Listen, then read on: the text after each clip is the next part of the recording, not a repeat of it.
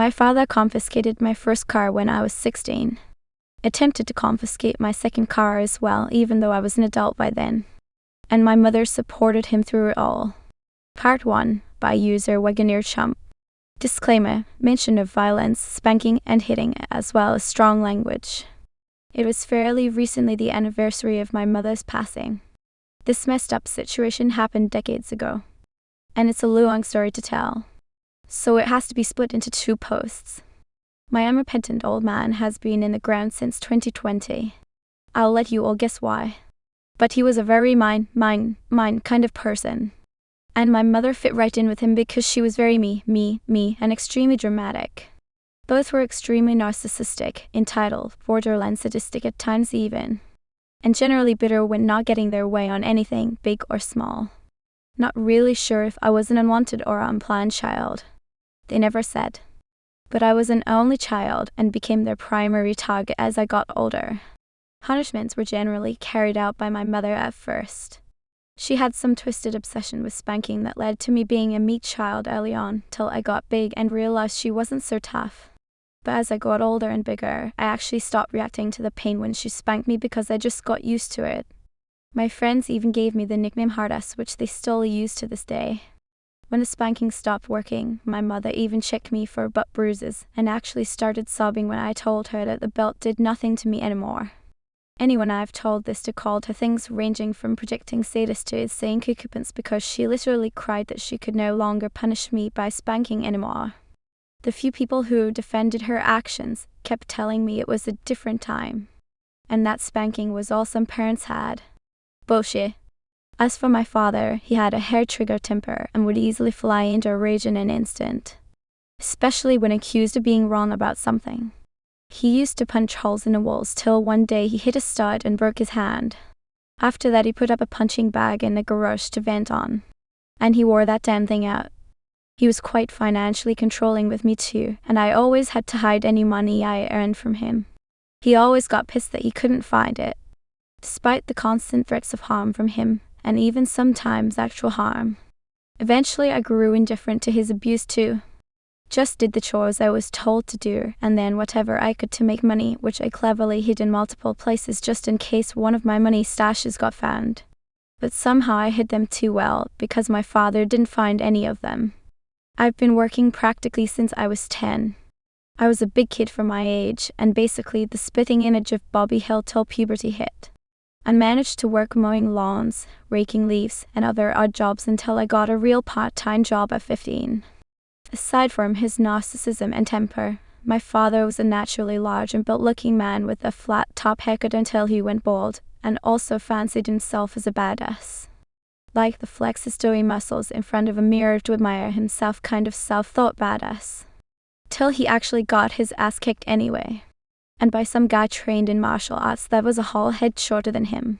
So it happened from the window of our family car when I was a kid. Don't know what started the fight, but I know what ended it. A roundhouse kick to the face. My old man lost a tooth that day. After that he seemed to intentionally only pick on people weaker than him. Like me as a kid, for example. He used to like to brag about being a Vietnam veteran. But he actually only served in the Coast Guard for the entirety of his military service. He was always careful not to say too much, lest he be called up for faking his military records. I think they call that something like stolen valor now. But correct me if I'm wrong. When I purchased my first car as a 16-year-old in 1991, my father took every opportunity to hold it over my head that the car was registered in his name, because I was 16 and couldn't put it in my name when I bought it. It was an '82 Chevy Cavalier. I wouldn't say I was in love with the car, but it was my first car. I bought it off an old bar mechanic who was fixing and selling junk cars in the neighborhood. The guy liked challenges and should have owned his own shop. The Cavalier had been previously wrecked and sold at auction or something. 2 of the doors and the passenger fender had been replaced with ones of a different color, and the central door frame had to be replaced with a new one welded in. There were many dents, dings and weld marks all over the passenger side. It was ugly and under a salvage title and was gutless slow. But it ran pretty good. It was less than 10 years old at the time when I bought it. I paid nearly everything I had saved for that car. My parents also took my having that car as an open pass to force me to run their errand. And they hated me asking them for gas money in return. They'd take the car away if I was defiant about anything, and told me life wasn't fair. But I'd remark it was the same for them because I couldn't run their errands without gas, so I guess I just wasn't going. Then they'd begrudgingly hand me the keys back and give me some cash for gas. This happened numerous times. My mother also used me as a taxi service to drive around some relatives and her best friend, who was also a crazy narcissistic woman. Thank God she didn't have kids. She eventually died a homeless drug addict. My parents also used me as a designated driver so they could go out drinking. And because they'd only come back when they felt like it, I'd be stuck waiting in the car for them for hours with nothing to do but sit with a land and reading books, Archie Digest comics, or doing my school homework. That is until one night a cop knocked on the window to ask why 16-year-old me was sitting in a bar parking lot past 10 p.m. And he was furious when I explained why. He asked for the names of my parents and then went into the bar. Before long, I heard the music inside suddenly stop, and then a few minutes later the cop marched my parents out like a drill sergeant. They were pissed at me. But what was I to do? He was a cop. I had to tell the truth. They huffed and puffed, but from then on they just had me return to pick them up at a designated time. And they always stuck to it for fear of having a repeat situation with the police again. Cops were one of the only things my parents feared. But even that fear didn't stop them at times. I had my first car less than 6 months before my father took it away. His rusty patchwork El Camino died on him for the last time, and he junked it. And since my car was already in his name, he just took it. And he made sure to tell me to my face like a schoolyard bully that there was nothing I could do about it. My mother was of no help and only agreed with him. She was his biggest enabler and said that parents must always have the cars first, even if the kids bought them. And remember, this happened in the days before internet, let alone social media. The most I could do was talk about it to relatives living nearby and to people at school. Mainly to my friends and the guidance counselor. But nothing really came of it because my father refused to give the car back when confronted. There was no way to prove the car was supposed to be mine anyway. Everything was paid for in cash, and the car was legally registered only in his name. I never got the money I paid for it back either. After my father took the car, he repainted the Cavalier black. I wouldn't call the paint he used an improvement, but he did fix some of the remaining body damage kinda okay. My father acted like the car had never been mine and was overly proud of the work he did to it. He made me sit through repeated speeches about the meticulous work he did on the car while he was piss drunk. If by meticulous he meant just repainting it with lots of the crappy spray paint you could get back then for less than $1 a can, and sure. I gave up on ever getting that car back. And I didn't bother to buy another car till I was 18. I got practice now and then with my mother's old car when she forced me to run errands and drive people. Her car was an old 60s Vista Cruiser. But I still missed my Cavalier. And my father openly rubbed it in that it was his car. Even dangled the keys in front of my face while mocking me a few times. Though my mother usually enabled him, she actually told him to stop acting like a child the final time he did that. And he sulked while blurring his record player. I'd spent the next year and a half plotting my escape and working my ass off and saving every penny. And by the time I was 18 and had finished high school, I gathered up my rebuilt savings and once again went back to that bar and mechanic. By then we'd become friends since I regularly went to see him in my spare time and watched him work. He sold me a beige 79 Chevy Caprice State wagon with the fake wood paneling on the sides and a tow hitch on the back. He dropped in a different engine pulled from another junked car after its original one gave up the ghost. But it ran good, and my mechanic friend somehow actually got the AC system in it working. I just had to pay to have it recharged at a shop. That car was just what I needed. I bought the car in a heartbeat with the deal he offered. It was practically a steal, and I walked away with more than half the money I came there with. So right after, I went and opened up my own checking account at bank. That mechanic knew how badly I needed a car to plan my eventual escape. So he set the Caprice wagon aside for me since it was roomy and you could camp in the back of it. I was more than happy with the car. It wasn't so good on MPG, but it could go where I needed it to, and junkyard parts were plentiful. And yes, I got plenty of Griswold jokes. All the same, I didn't tell my parents about the car. I didn't dare to bring the car home yet till I got the new title in the mail so I could hide it. Unfortunately, my mother got to the new title from the mailbox before me and opened it without my permission. I had to yank it from her hands when she confronted me. When I took the title away from her, she screamed for me to give it back, and then said, "Just wait till your father gets home," when I refused to hand it over. I ran off and didn't come back till night. When I entered the house, my father grabbed and slammed me against the wall. He was mad that I not only bought the car without him knowing, but also that I didn't register in his name. Even though I was 18, he still expected to have legal ownership of my vehicle. He and my mother outright demanded I sign over the Caprice as punishment for my disobedience. But I refused and said it was mine. My father looked like he was ready to hit me until I left and told him to just do it. He threw me to the floor and told me to go to my room without dinner. Or he tried for days to get me to cough up the title so he could sign the car over to himself because he couldn't stand not being in control. But I hid it at a friend's house. Even under repeated threats of physical harm, I didn't give it to him. So after about a week, he told me to get the hell out of his house since I was 18 and wanted to be independent so badly. And I did. I'd wanted to stay a little longer to save money. But I didn't care anymore. I packed what I could have onto the front lawn, then went and got my car.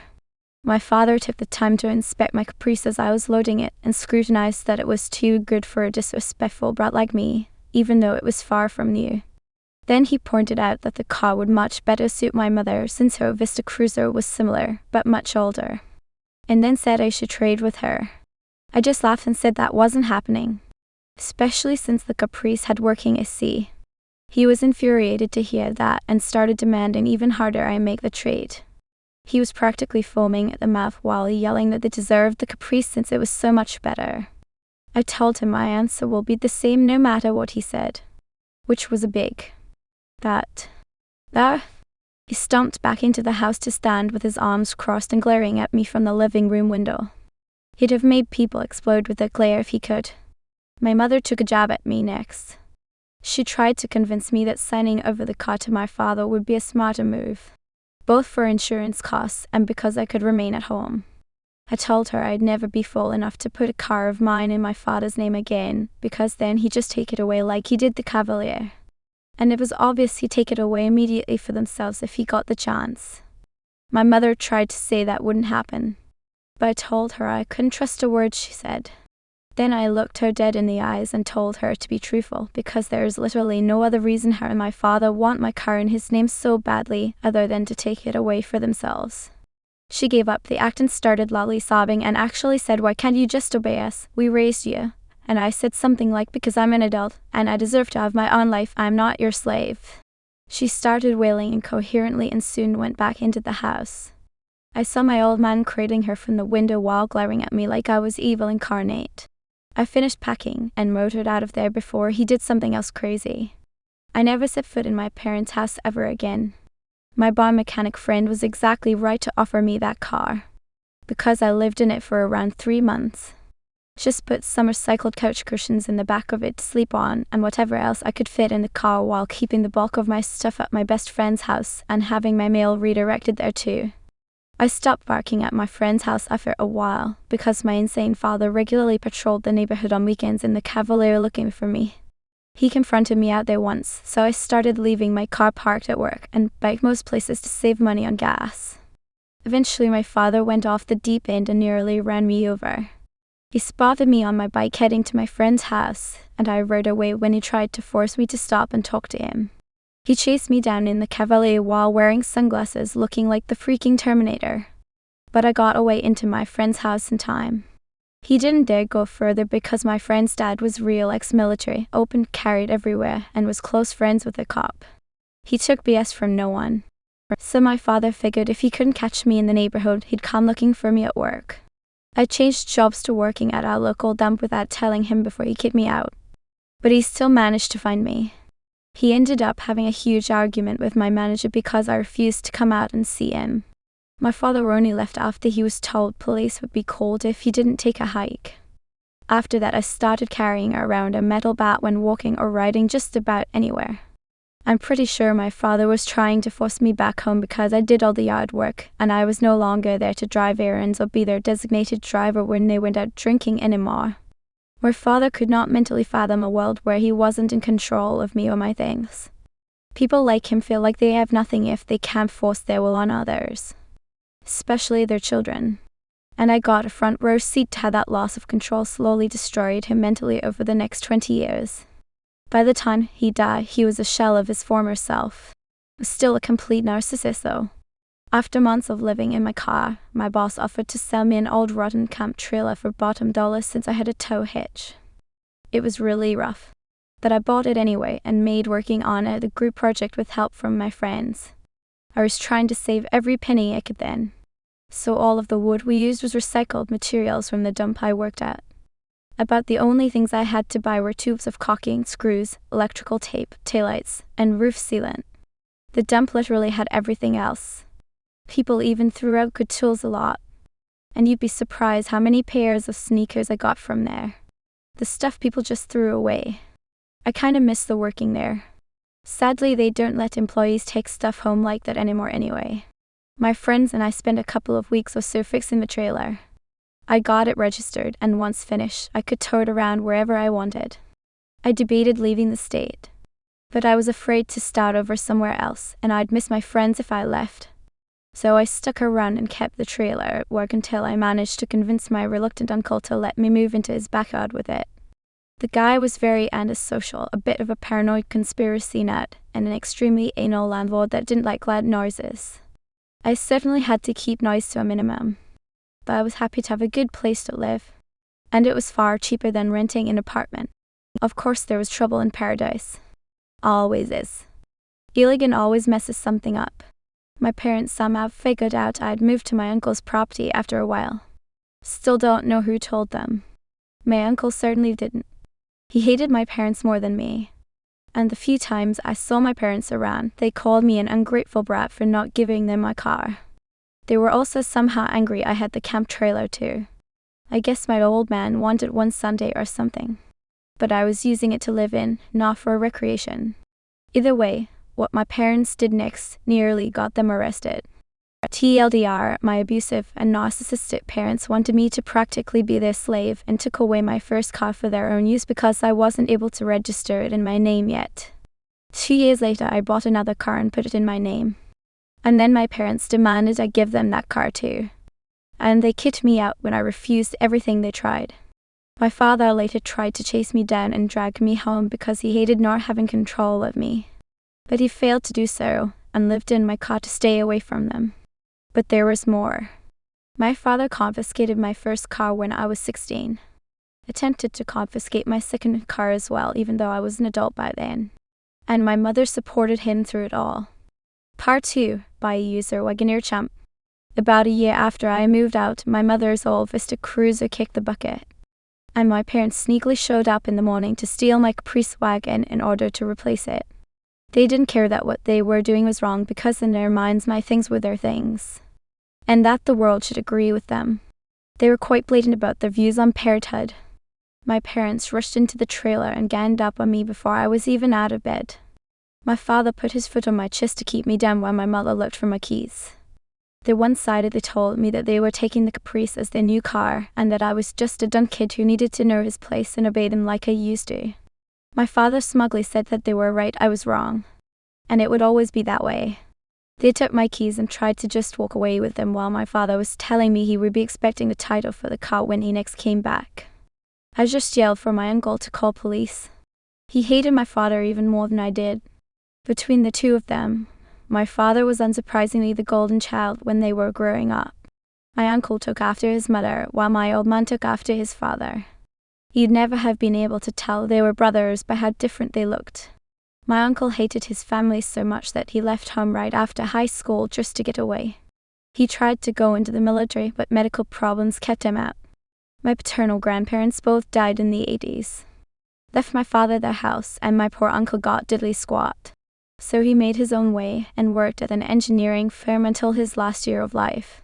Police came, but my father and mother had already absconded with my car. Even when told police were coming, they still looked smug before they left. And my father had an evil crap-eating grin to show me before driving off. My mother looked kid in a candy store happy behind the wheel of my Caprice. She'd never had a car with AC before. So she was completely giddy about it. My parents weren't hard to find as they'd just gone home with my car.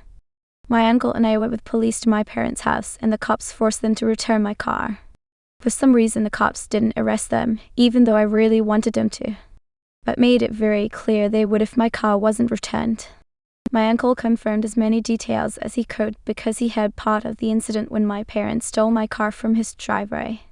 My uncle told my old man to give it up and return the car because it was not going to go his way that time. My old man refused and just had to lie to turn it into his word against mine situation.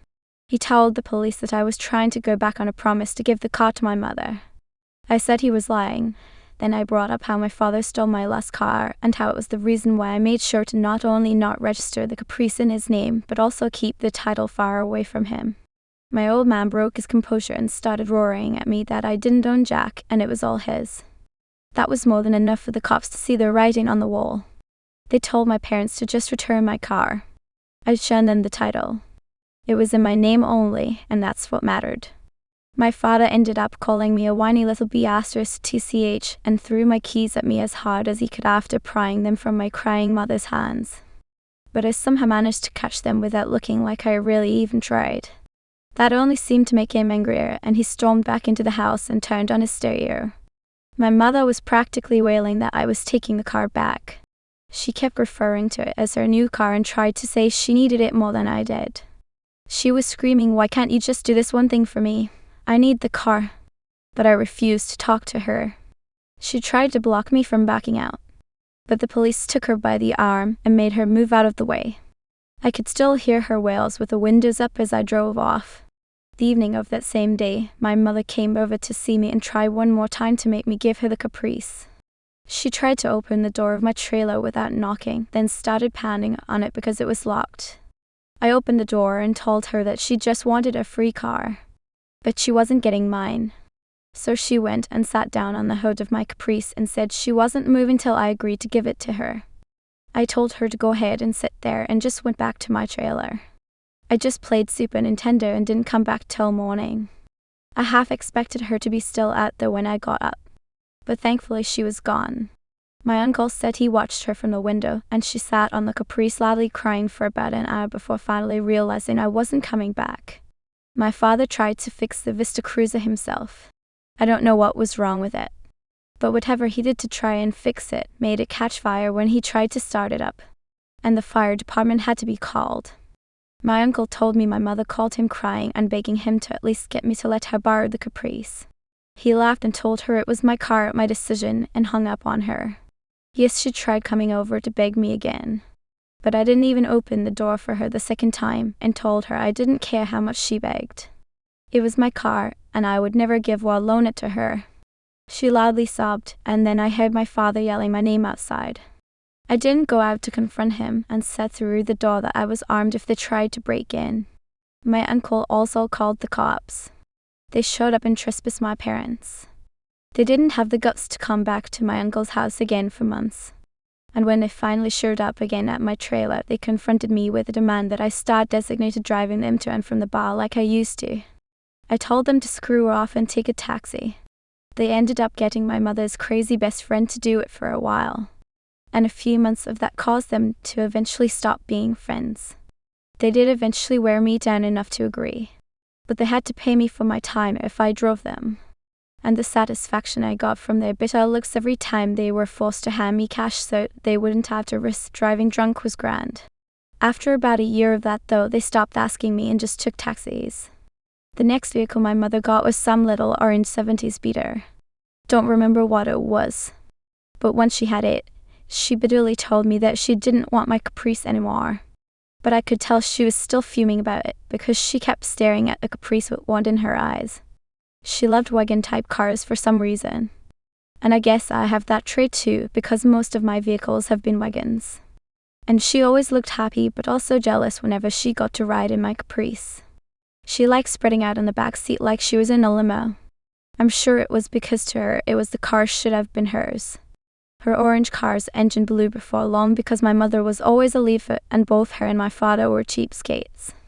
My mother ended up getting another Vista Cruiser. Not sure what year. Mid-70s, I think. Then she started acting like my caprice wasn't all that and a bag of chips anymore. But she still obviously pined for my car. Kinda in that sort of way kid pines for something they usually do when told they can't have something. Because of what about the things my parents did to me getting out, it led to several nasty family confrontations over the years. In particular at our mid-90s family reunion. My mother repeatedly put on the waterworks to fish for sympathy when confronted. Especially when it came to the car. She kept saying she only did what she did at the time because she needed the caprice.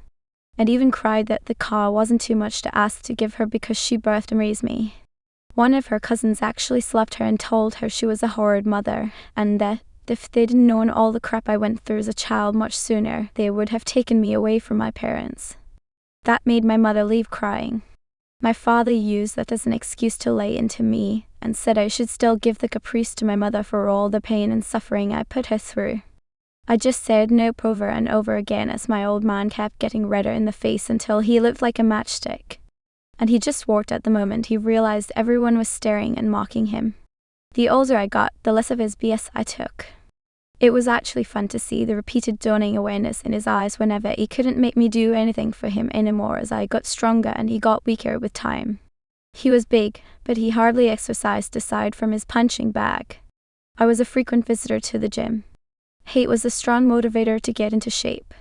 About 5 years after I bought it, my Caprice's junkyard engine was on its last legs. I had two choices: have a mechanic replace the engine with another junkyard V8 or just get another car. Well, the Caprice was getting pretty worn out. So I did what I thought was a good idea at the time and traded it for a used car dealership. Yes, I know, bad idea. But it was really cheap and I thought I'd save on a lot of gas. That car ended up being my biggest regret during the time I drove it. It was painfully slow, horribly cramped, no AC, and there were actually wires hanging out from under the central part of the dash. I was told it was made that way, if you can believe it. And things on it just wanted to break. It wasn't exactly a vehicle that got a lot of praise from people. I was actually laughed at a few times. Mostly by teenagers. Needless to say, I got rid of the Yugo as soon as I could. And then I bought a Volvo wagon, which was much better, and had great AC. I contemplated giving the Yugo to my mother as a joke. But some weird collector guy offered me $100 for it. So that wasn't so bad. When my mother saw the Volvo, it started the same mess all over again. She practically lusted after that car, and cried when I refused to let her drive it. My father tried to come in acting like a gorilla and demanding I give my mother what she wanted until I grabbed him by the shirt and told him to give me an excuse. He looked me in the eyes and backed down in defeat. And my mother kept crying at him to turn around and put me in my place as they walked away. My mother then showed up at my place and demanded I let her use the Volvo. I told her she should have known by then that she couldn't force me to do anything anymore, and she had another dramatic crying episode on the hood like she did with the Caprice. That time a cop showed up after a while. Don't know who called him. But my mother must have put on one hell of an act of claiming I'd promised her the car because she got this guy really riled up. The cop came banging on my trailer door and told me to come out and apologize to my mother. I asked him what she told him. She'd apparently said I was a lying little crap who promised to give her a new car and then reneged. But then I told the guy everything in front of my mother and the cop was mortified. My mother tried to butt in many times but it didn't work. And by the time I was done, she glared daggers at us both before leaving without another word. The cop apologized and said my mother had been just so convincing. She never asked to drive my Volvo again. Sadly, in 1999, my uncle was diagnosed with lung cancer. He was a pack-a-day smoker and hated doctors. By the time he was diagnosed, he was already too far gone. But he didn't seem to mind it and chose not to seek any form of treatment other than painkillers. He wanted to go out on his own terms and barely lived long enough to celebrate the 2000 New Year.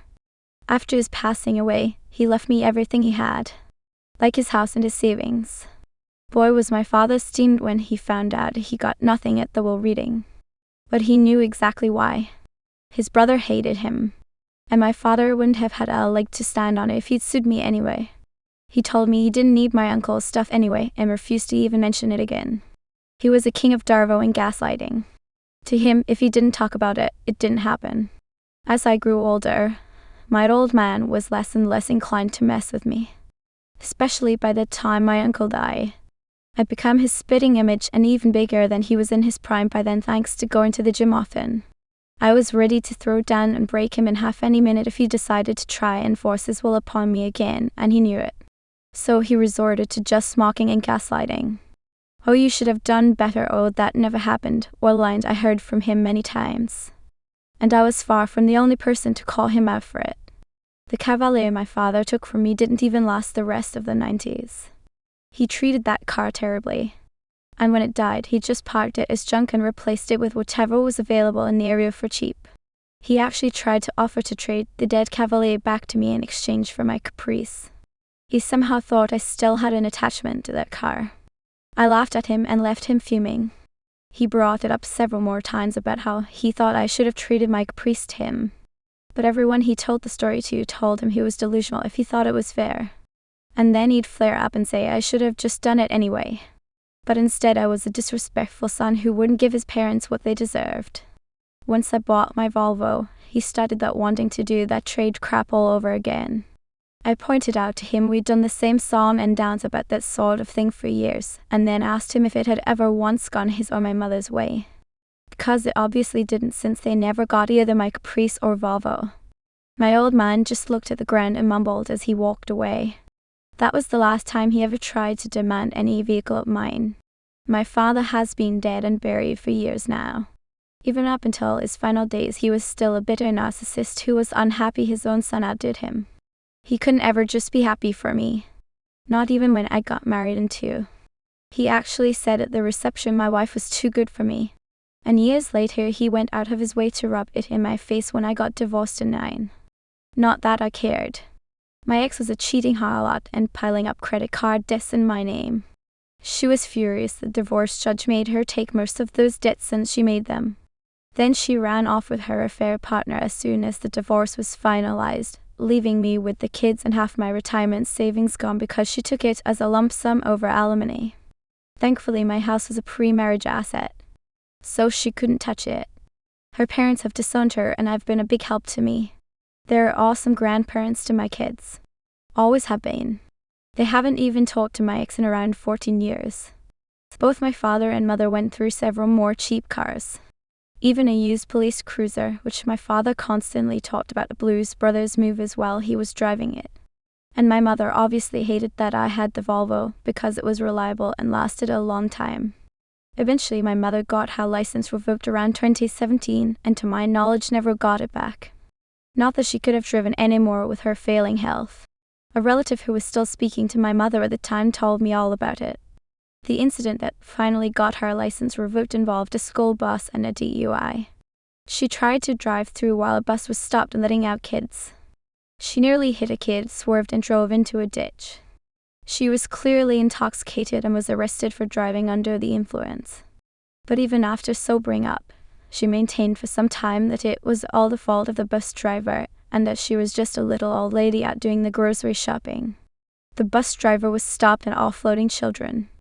Anyone who knows the rules of the road knows you can't pass a school bus that's stopped while its lights are flashing. It wasn't too long after that both my parents had to be put in a care home because age had not been kind to them. Decades of heavy drinking, smoking, and casual drug use took its toll, especially on my father. He ended up on disability years before that due to his back becoming so bad he couldn't walk without a cane. I did not see him on his deathbed, but his last words about me were anything but kind. My mother passed away just over a year ago. She was pretty much alone in her final years as most of her side of the family cut her off long before the pandemic hit. She died of a stroke in a care home. She had to be on oxygen just to breathe properly. She'd basically had one foot in the grave already. So it didn't take much to fall in, but I was hard-pressed to care after the torment I suffered in childhood by her hands. She'd spent years trying to reach out to both my kids any way she could, and they always rejected her. Even in her final months she was sending letters in the mail begging they come see her. They wanted nothing to do with her or my father while they were both alive. They'd heard the stories of my past from me and other relatives, and seen the way my parents treated me whenever they were around. They're adults now that make their own choices. and they choose not to see my mother. My mother even tried reaching out to my ex-wife several times to try and make my kids talk to her. But that woman could care less. So now both my parents are dead and buried. And I really feel nothing. There wasn't even anything left to inherit. Not that I'd have even wanted it. All of my parents' assets were sold to pay for their stay in a care home. And they hated it there. TLDR, my narcissistic parents wanted me to be their personal slave and have ownership of any vehicle I had. My father kicked me out, then tried to force me back home. Then my parents stole my car and tried to lie to police. I got my car back, but they still demanded it. My parents never changed and acted like I'd wronged them for life.